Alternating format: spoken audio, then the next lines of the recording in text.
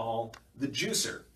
The juicer is completely non-gasoline powered, runs off of two 12-volt, 100 amp hour batteries.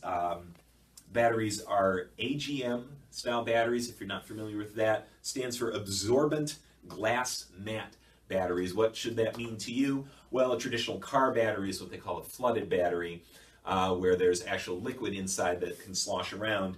The batteries in this system here you are more of a gel sort of thing. The liquid is absorbed in it's sort of a crushed mat sort of cell on there. Long story short, they cannot leak. You can puncture it, it's not going to leak on you.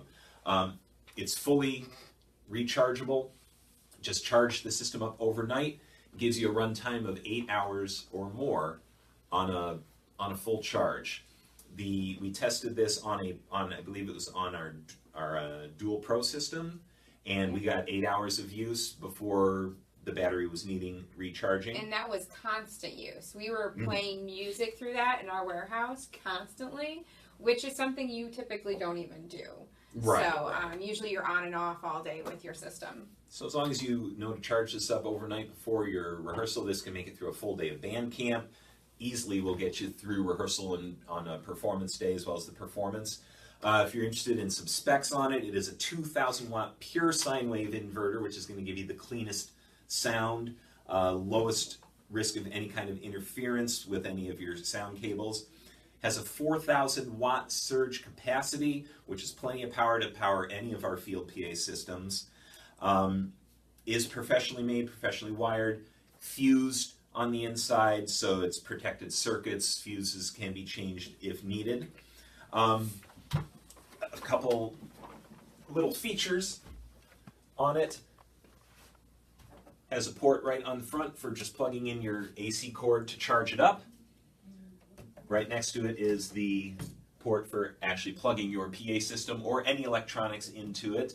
You can plug a power strip in there and you can be running your synthesizers, any electronic instruments you need on it. Also has a built-in USB, actual dual USB ports for charging USB devices, and standard car lighter style charger as well. All you got to do. To call that like the expensive phone charger, right? Yes. Yes. Charge your phones on the juicer. And just going to turn it on right here.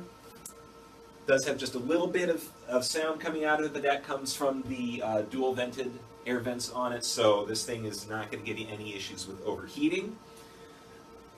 The meter right here has a number that shows you the voltage remaining in the battery. It can give you a gauge of when it's time to charge it up. It's not specifically a timer per se, but it does. Right now it's showing at 12.6 volts at 100% full charge. It's about at 12.7. Once it starts to get to below about 11 or so, you know that it's going to be time to plug it in and charge it up. And it does give you a little warning beep once it's really at the point where it has to be charged. And it does have an emergency shutoff on it to protect the circuits as well. The top on the unit is removable to get at fuses and to check any of the connections if you need to. And what I'm holding right here, the lid for this, the base on this is built out. There's our handle as well. Right now we are showing it on the transport cart we have available for it. That is optional. We do highly recommend it due to its weight. It is the exact same frame, casing I should say, as the Gig Rig expander base that we sell, which fits right underneath the Gig Rig equipment rack we were talking about earlier that comes with our starter and original field PA systems. As a matter of fact, you can stack your Gig Rig right on top of this with these latches here. It latches on to hold it safely on top there.